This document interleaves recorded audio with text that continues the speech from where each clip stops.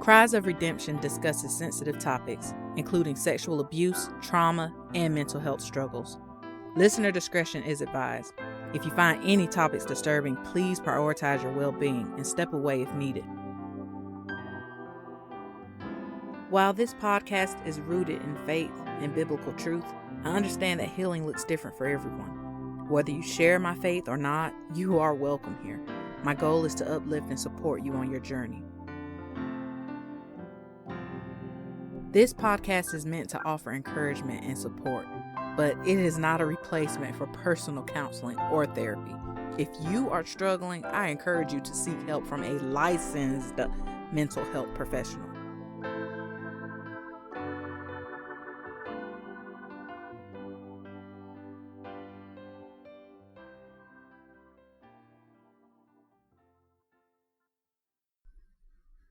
Hello, everyone. This is Janelle Starkey, and thank you for joining me today on Cries of Redemption podcast, where every cry finds hope and healing. Again, this whole first season is about breaking the silence, and today's episode is about the power of speaking out. I know I didn't want to speak out for a long time. I didn't want to tell anybody about my past. I didn't want anybody to know how I felt growing up. I just didn't want to let anyone in. But there is a true power when you speak out. Now, again, I have some questions for you guys because I do believe that in order for us to get to the root of things, we have to know what it is we are seeking for. Sometimes it's hard to figure that out without having some guidance. So these questions are just simply to help provide guidance for you to think out things and to find clarifying answers, because that's what this podcast is for. I hope you got your pen and paper, because now we're about to go over the questions. What has kept you silent in the past? What emotions rise up when you think about sharing your story? Have you ever spoken out and felt regret, relief, strength? If so, what happened? What do you fear people will think if you are fully honest about your experience? What's one truth about your life you wish someone else could understand? Who taught you that being vulnerable was dangerous or that it was brave? What changed, if anything, when you shared something painful out loud for the first time? Now, as if you were speaking to someone else, how do you know when it's the right time and the right person to open up to? What do you think happens when we stay silent for too long? How might your healing help someone else find the courage to speak? If you could speak to your younger self, what truth would you give them permission to say out loud? When you hear these words, freedom through vulnerability, what does that mean to you? What part of your story still needs to be told, and who might need to hear it? How would your life be different if shame no longer held your words hostage? All right, let's get into this. What has kept me silent in the past? I feel like I answered this on the last episode, but I don't mind saying it again. Shame kept me silent. I thought so much bad toward myself. I just didn't want to speak up. I felt like I would be judged and that people would probably feel like it was all my fault anyway, because I felt like it was. What emotions rose up when I thought about sharing my story? I mean, I don't even know if I really thought about sharing it. In the beginning, I just didn't want to. I didn't want to think about it. I didn't want to rehearse it in my mind. I just wanted to keep it a secret to myself. I just didn't want to release it. Psalm 32, starting at verse 3, it says, "When I kept silence, my bones waxed old through my roaring all the day long. For day and night thy hand was heavy upon me. My moisture is turned into the drought of summer. Selah. I acknowledged my sin unto thee, and mine iniquity have I not hid. I said, I will confess my transgressions unto the Lord, and thou forgavest the iniquity of my sin. Selah." Keeping things hidden can weigh us down spiritually, emotionally, and physically. It's believed David was the one that wrote this psalm, and it describes how silence drained him. But when he spoke up and confessed, he found relief. You may feel like what you did or went through was an act of sin. And just like David in this psalm, he said, I acknowledge my sin unto thee, and mine iniquity have I not hid. You don't even have to hide anything from God. When you confess your transgressions unto the Lord, He will forgive you. Speaking out is often the first step toward healing and freedom. Now, of course, I felt that way as a child and growing up into adulthood. But once I actually did want to share my story, I felt empowered. I felt like if I continue to keep it to myself, not only will I hurt myself, but I'm going to hurt others, because others may need to hear it in order for them to heal. There was just no more holding it to myself. There was no more holding it back. Now I need to change this pain into purpose. Now I need to use this powerful tool that the enemy meant for my downfall to help God in His mission of bringing many more souls into His kingdom. Have you ever spoken out and felt regret? Now, this goes back to the story in the courthouse. When we started the court case down in my hometown, let's just say that not everyone believed that my father would do what he did. Understandable, you know. Sometimes you want to defend those you love. If anybody was to accuse my child right now of anything, I'd certainly be upset, and I will be quick on her defense. So it's understandable. I felt a bit of regret speaking out for that court case because nothing happened. And I felt like people had to hear things that I never wanted to share, only for there to be no justice. It really fed into me hating speaking up at all. It made me hate people when they try to find justice and don't get it. It also made me hate when people go to court and lie, because some other people may feel like, well, somebody lied about this before, so it may be a lie now. I felt like there was so many factors in play as to why we didn't win that court case. It certainly caused me to think a specific way when it came to speaking out and telling people about this past that I would most certainly love to forget, but couldn't. So the first time I spoke out, no, I did not feel any relief or strength. I just felt regret, heartache, and more pain. It was another thing that I wanted to try and bury, because honestly, once we got to court again, I'd almost forgotten so many things that took place in that courthouse. When I reread and re-listened to some of the things that I said on the stand, it was as if I was opening up something I tried to bury.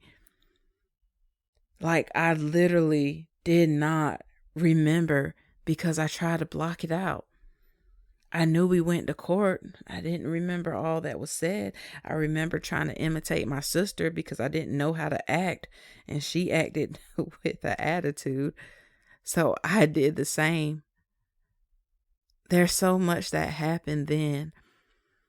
But the second time around, it was better than the first time. I was able to have strength in it. I remember during the court case, I was encouraging the lawyers. I was encouraging my sister because my sister broke down somewhere in between, and it really began to hurt her. And I had to remind her that I would not be there had my God not promised me that he had my back. So again, that whole story, it's a lot. But let's just say I went from regret to strength and purpose. What do you fear people will think if you are fully honest about your experience? Again, I thought people might find me very weird, crazy, ugly, maybe even think I was a whore. A lot of things I said about myself, I just figured people would think about it. I didn't give them the chance to think about it because I didn't tell them. I just went ahead and thought it for myself. I went ahead and made assumptions that I was worthless and I did something bad. I felt like if they knew every little detail, if they knew how I felt in the process, if they knew things that I thought about before and after, shoot, I didn't think anybody would really believe me because, for one, how do I put this? I went through it, but I tried my best to forget it. Even when it came to that court case, I thought everything happened over one period of time, but then I found out it was more than one summer. How can I be in one world and then be in another one where it didn't happen, and then suddenly I speak up about it and it did happen? How can that happen? How can you tell me that in your mind you lived in a world where they were separate and that these things happen in separate places but never in the same world? I couldn't get past my own logic. Let me just put it that way. So with me not being able to get past my own logic, I didn't think anyone else could. After all, I didn't ever get any counseling. And again, I encourage you to seek counseling if you have not. If you are still experiencing anything, if you still need answers to why you react to certain things a certain way, whatever the reason may be, if you have not even found clarity, please, I encourage you to seek counseling. Seek professional help. What's one truth about your life you wish someone else could understand? Honestly, only because of what I've been going through recently, I wish people could understand why I think the way I think, why I do things the way I do things. Honestly, I'm still trying to figure out the full details of why. I have a gist of it, but even I need to go deeper. I'm a type of person who values things to be equal.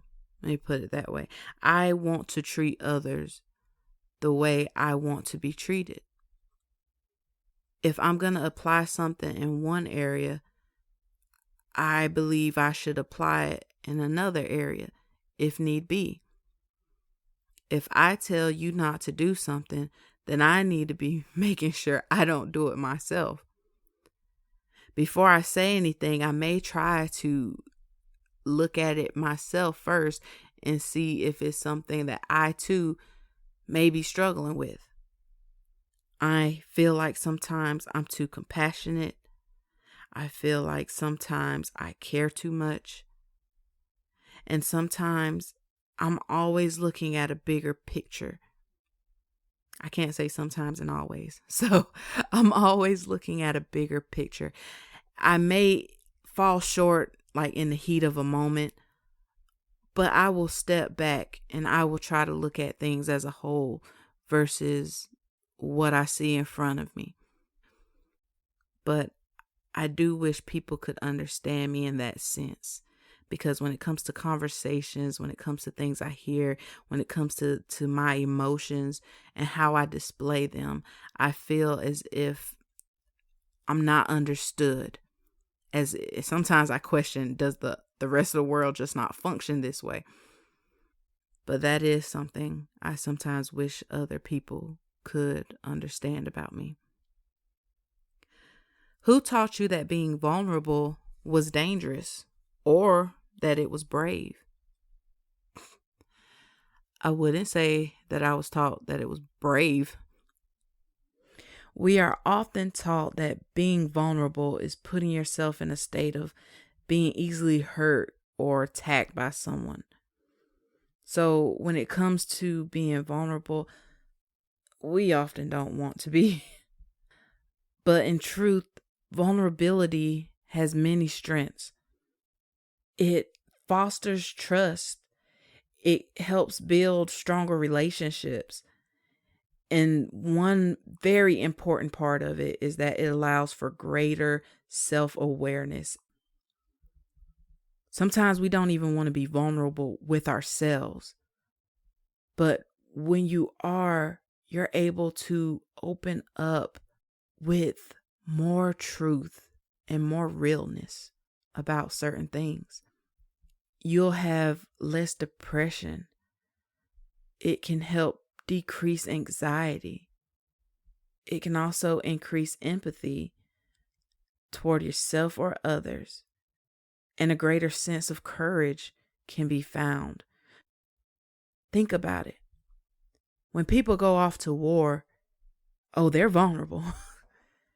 Sure, you use strategies to try and stay alive, but the fact that you even decided to go to war means that you basically said, I may die. But when we go to war for ourselves, not only are we vulnerable to those things that could try to attack us, but we're honestly strengthening ourselves from those attacks. It takes real courage to even stand up for yourself. So just imagine what it means to be vulnerable in a good way.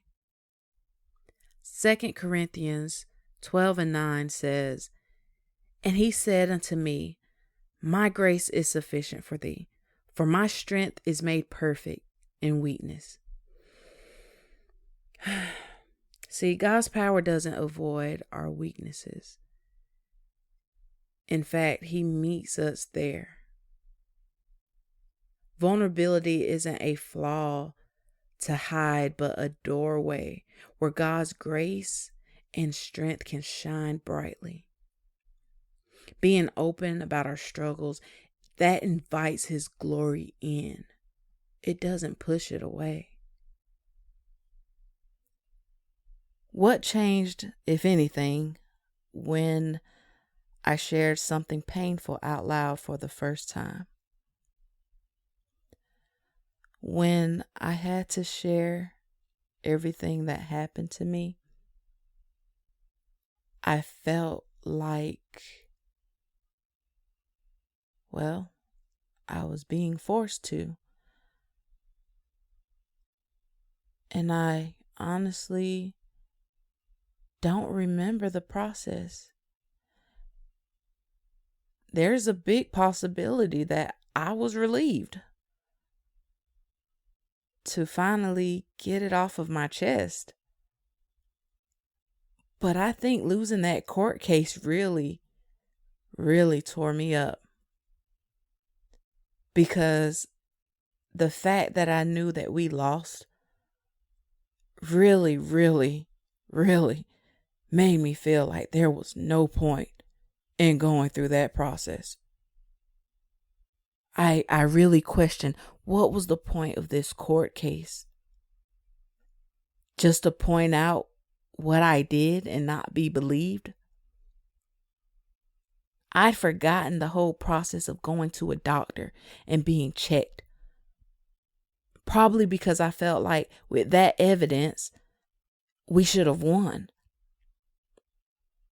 But nothing happened. So the first time I shared the pain, let's just say it ended with a lot of despair. But do you know that sometimes, even if no one believes you, it doesn't mean that you have to stop there. Just because one or two other people, and mind you, I can say a whole jury, didn't believe, it doesn't mean that you have to stay silent. It doesn't mean that life is over. And it doesn't mean that there will never be anyone who believes you. When I think about so many people who did speak up and talk about it, and how it was quickly swept under the rug, they weren't met with the backup they thought they would have, with the protection they thought they would gain. They didn't get it. And I know that is so painful for them. And let's say you're a person that never spoke up and told anyone about your pain. And you are older, and the person that hurt you is dead and gone. How would you feel if you finally told someone? How do you know when it's the right time and the right person to open up to? See, that's a hard question. I'm trying to think from different perspectives. Someone could be listening right now and asking that question. How do you know when it's the right time? If you can seek counseling, then that would definitely be the right time and the right person. If you seek professional help, there's no shame in that. They're supposed to be there to help you. When it comes to certain relationships that you have, it's better to go ahead and see who's in your corner than to keep hiding things, wondering if they may turn their back on you. If you get to a point where you are stuck, talk to the Lord. He's the first person you can confess to. He's the first person you can break your silence with. And don't just keep things surface level. Talk to Him. Let everything out. Don't just say, oh, you already know what's been happening because you see all and you know all. That doesn't mean He's not there to listen. And you wanting to not talk too much about it is keeping Him from actually going in and healing. Because we have to actually face this thing to heal from it. Think about it. Every word that comes out of your mouth, not only will He hear it, but He'll break that thing down in better ways than our heart can holding it. What happens when we stay silent for too long? Well, it causes a lot of pain and suffering. I wanted to kill myself. I did not want to be here. I felt like nobody could understand. Sometimes we make one effort and we give up when we don't get the results we want. I don't want to give up again. I want to keep fighting and keep fighting and keep fighting and keep fighting and keep winning as a result. Because the more I fight, the closer I am to a breakthrough. not just for me, but for someone else. James 5:16 says, confess your faults one to another and pray one for another that ye may be healed. Healing comes not just through private prayer, but through community and confession. When we begin to trust others and share our burdens, we open the door for mutual healing, prayer, and restoration amongst each other. Revelation 12:11 says, and they overcame him by the blood of the Lamb and by the word of their testimony. See, there is power in your story. Testimonies are not just memories, okay? They are spiritual weapons. Speaking out isn't just about releasing things. It's part of overcoming darkness and defeating shame. How might your healing help someone else find the courage to speak? Well, I can say when I first started talking about it, it gave other people courage. Simple as that. They saw that some older than me saw that there was this young girl speaking up. So why shouldn't they? And I know that my healing can help encourage others, not just because I am healed, but my testimony, it will help them overcome some things that they may not have been able to deal with before.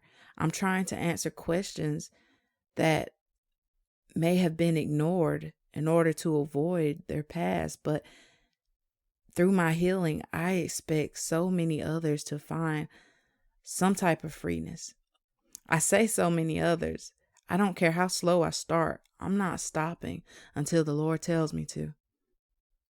But as long as I know that my words hold power, as long as I know that something can be done, even though I have experienced failure and pain and rejection, man, you won't be able to stop me. And I know with my courage and my strength, many others will boldly step forward, because I'm hoping and praying that this will be a domino effect. I'm believing as well that as more and more people begin to speak up, think about it, all these things we see on social media, all these dances and trends. Imagine if the trend suddenly became confession of things. Imagine how the new generation will look at life differently. Would be less shameful to opening up about things that has been going on in their lives. How many confessions would be made? Just imagine if we spoke up and talked about things more. That would be the trend. Truth telling would be the trend. Confession and justice would be the trend. If you could speak to your younger self, what truth would you give them permission to say out loud? If I could speak to my younger self, I would let myself know that all of your fears and doubt will be dealt with. I don't think my younger self would understand it if I told myself to let go of the fear and doubt. But in truth, I don't want to tell myself to let go of anything. No, even now. But I know for a fact that if I could speak to my younger self, I would just simply try to encourage myself and let myself know you're going to make it. I would let my younger self know you can speak about everything. Cry loud and spare not. It doesn't matter, because my words, my truth, my past, even though it hurt, it is a powerful weapon. And that I am not alone in this fight. So it wouldn't just be one truth. Again, I say, just tell them all. Go ahead and confess. Maybe those 2 young girls who ended up being sexually abused by my father wouldn't have gotten sexually abused if I would have spoke up again and again and again. If I truly would cry loud and spare not, who knows how many more people would have been able to find justice. There's no telling. Ephesians 5:13 says, "But all things that are reproved are made manifest by the light, for whosoever doeth make manifest is light." When we bring hidden things into the light through us speaking out, they lose their power. They don't burden us like they used to. They don't chain us like they used to. Darkness breaks when we choose truth. Vulnerability invites the light of Christ to not only expose us, but to heal and transform us. When you hear the words freedom through vulnerability, what does that mean to you? To me, it just sounds like I can be vulnerable, but I won't perish. Instead of being met with more pain through my vulnerability, I'll be met with freedom. And that's exactly what has happened. Through me being vulnerable, through me speaking up, through me accepting the past and taking it by the neck, if it had one, and crushing it under my feet, I gained freeness. Because if I continued to keep silent about it, if I would have continued to avoid it, continue to never think about it, I'd still be stuck. I'd still be bound. I'd still be chained up. But to God be the glory. I'm not. Thank you, Lord. What part of your story still needs to be told, and who might need to hear it? Now, with this question, there's a lot that still needs to be told. And not just the basic surface area. I was hurt. I was put through suffering and shame and pain. But literally, I need to go into detail about some things. Because I know that there's somebody else who may feel like, how can God love a person like me? So I want to address those things and let you know that God most certainly can.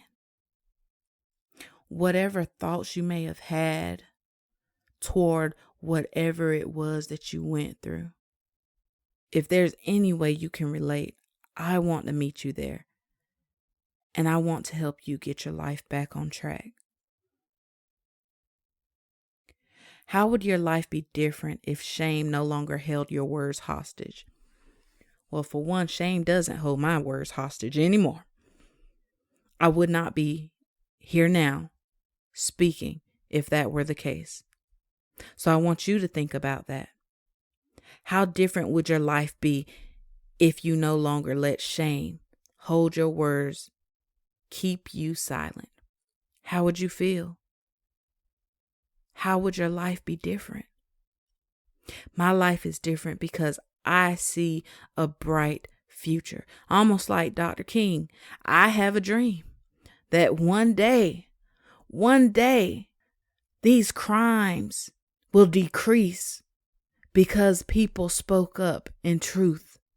That fear would be placed in the minds of the enemy and cause them to be far more cautious about stepping forward in their sin. And I'm talking about rapists, pedophiles, drug dealers. I'm talking about everything.